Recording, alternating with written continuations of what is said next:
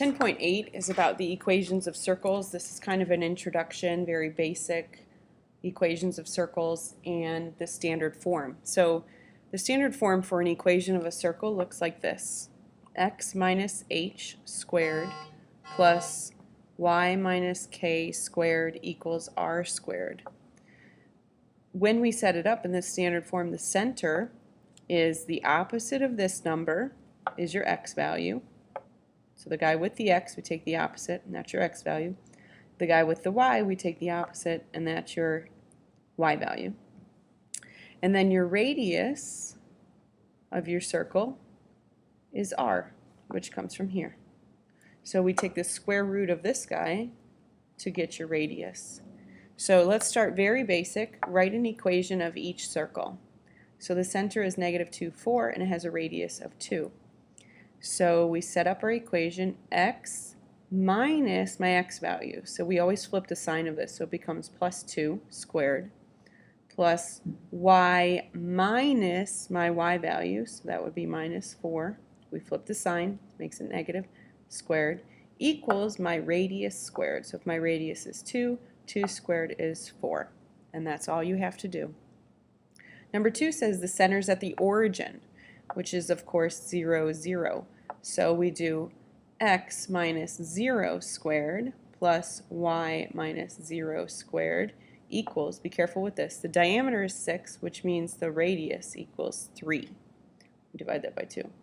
So be careful you don't just plug your diameter in here. Now if the radius is 3, 3 squared is 9.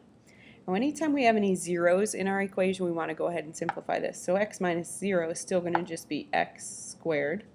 Y minus 0 is just going to be y squared equals 9. So if you don't see anything in the grouping symbols with x or y, that means that the value is going to be 0.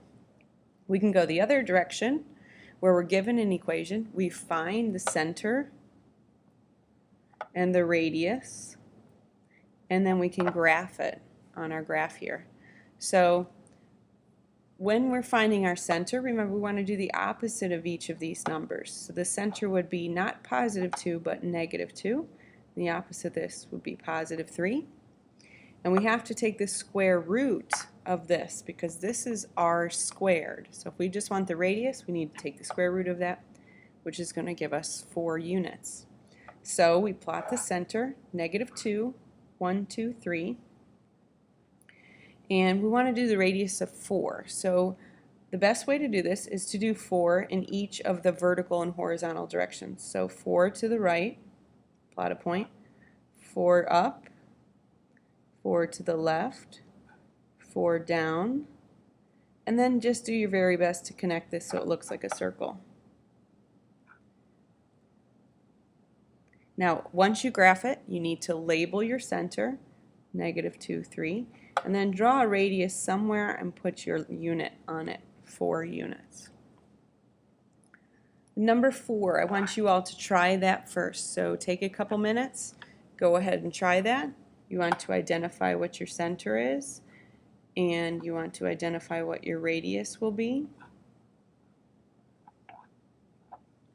and then go ahead and graph it.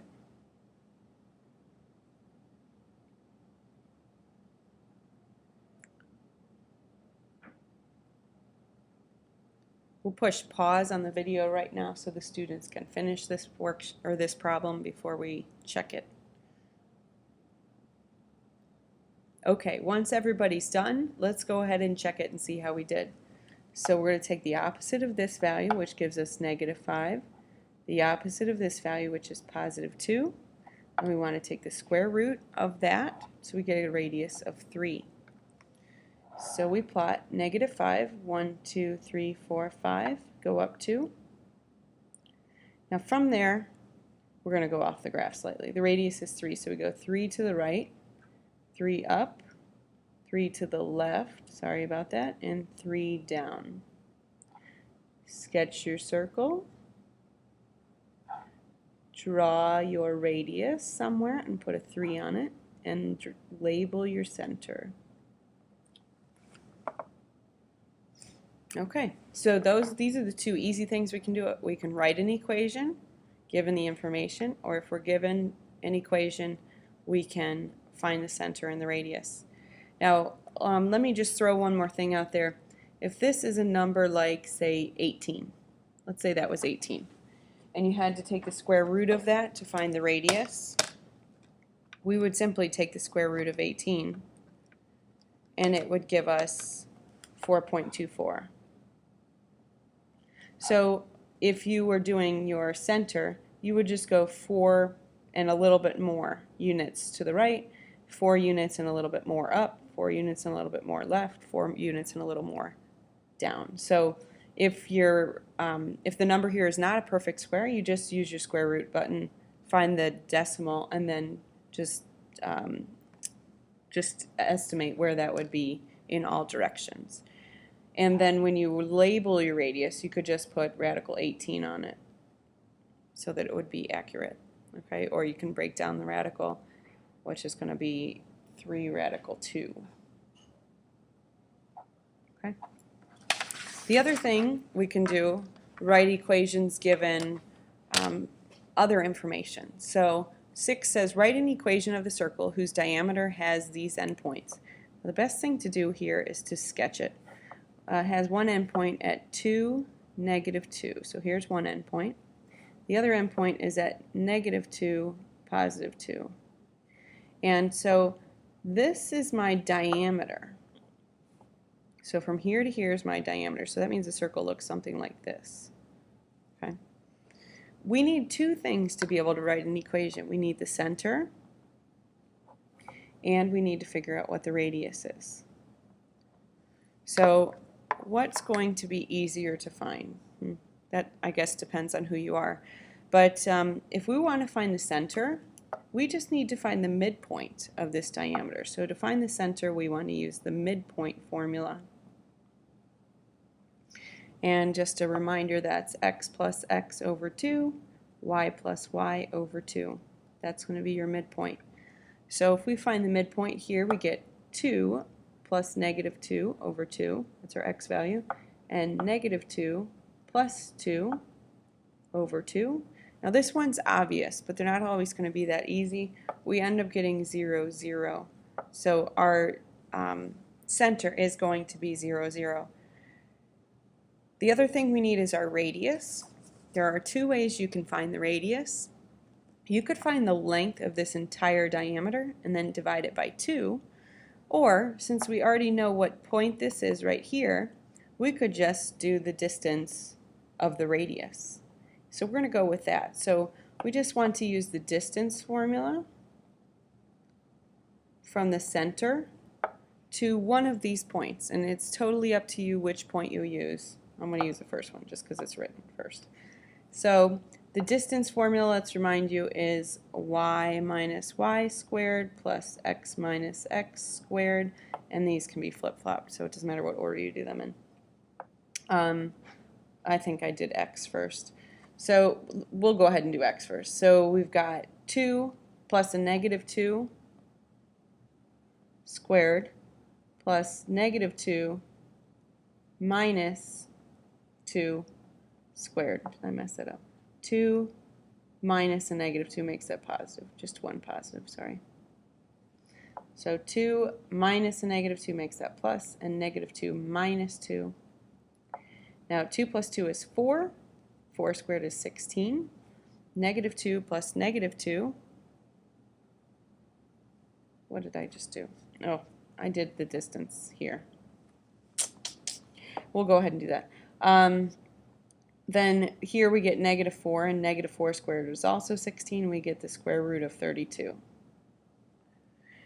Now, we've got to divide that in half. So what we need to do actually is simplify that radical. That radical breaks down into radical 16 and radical 2.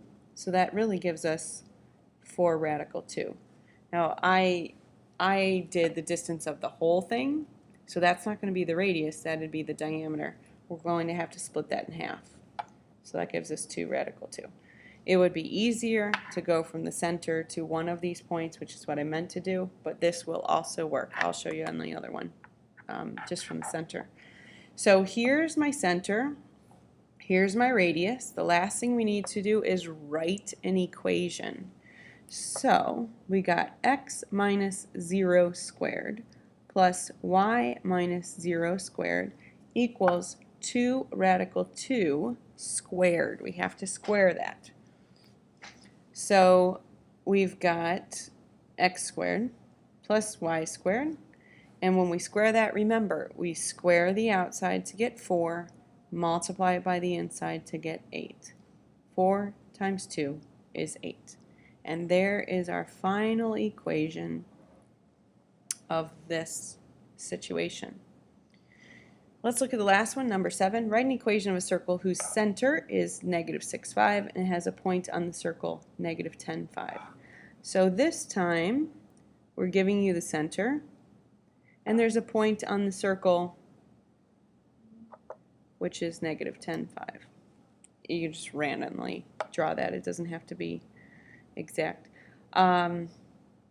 So we already know the center, which means we can actually just plop that right into the equation. X minus a negative 6, which is going to make that plus, and y minus 5 squared. The only thing we don't have is the radius squared. So this time we'll see the radius is going to go from the center to the outer edge, of course, so we'll do the distance of just those two. Then we don't have to divide it in half. So for the radius, we do the square root of negative 10 plus 6 squared plus 5 minus 5 squared. Negative 10 plus 6 is going to give us negative 4, and negative 4 squared is 16. 5 minus 5 is 0, 0 squared is going to be 0. So we get the square root of 16, which is 4. And, oops, running out of space there. So we have to still do 4 squared when we put it in there. So 4 squared is going to be 16. And that is your equation. So go ahead and start your homework. We're going to use all these examples to help guide you through the homework. You shouldn't have any trouble with it. But if you do, you can always come back to the video.